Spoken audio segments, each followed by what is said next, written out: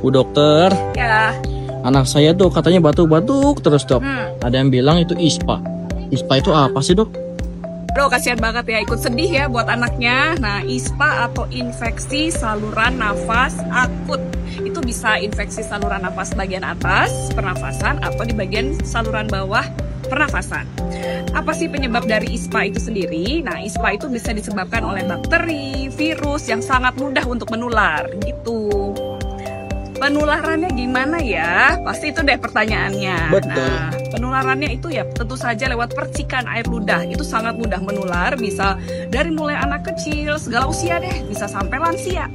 Nah, terus harus gimana ya kalau udah mengalami infeksi saluran nafas atas? Tentu saja yang pertama harus istirahat, banyak minum, banyak makan makanan yang mengandung vitamin C, contohnya sayur-sayuran dan buah-buahan. Tentu saja kalau buat anak kecil nih sangat mengganggu karena dia pasti demam, karena anaknya mulai nggak mau makan, mulai nggak mau minum. Nah, oleh karena itu, Mam, juga Papa yang anaknya lagi ISPA nih ceritanya. Nah, tolong dibawa ke dokter tetap ya, dan pastikan anaknya tercukupi makanan dan minumannya.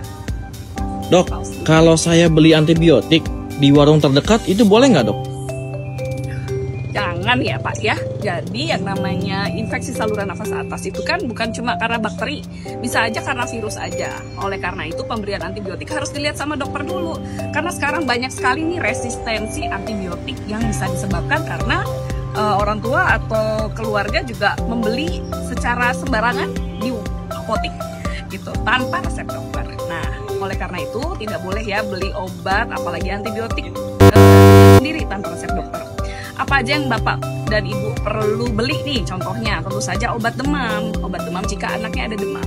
Kemudian obat batuk pilek, kalau udah tahu udah punya obat batuk pilek andalan boleh diminum terlebih dahulu. Yang paling penting adalah menjaga supaya asupan air minum dan juga makanannya tercukupi.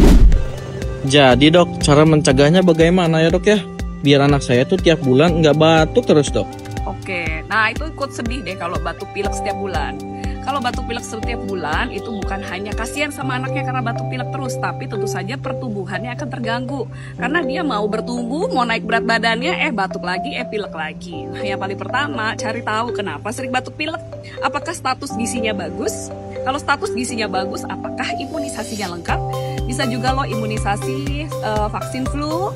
Itu ada mulai dari usia 6 bulan yang diulang selama 2 kali dan kemudian diulang setiap tahunnya.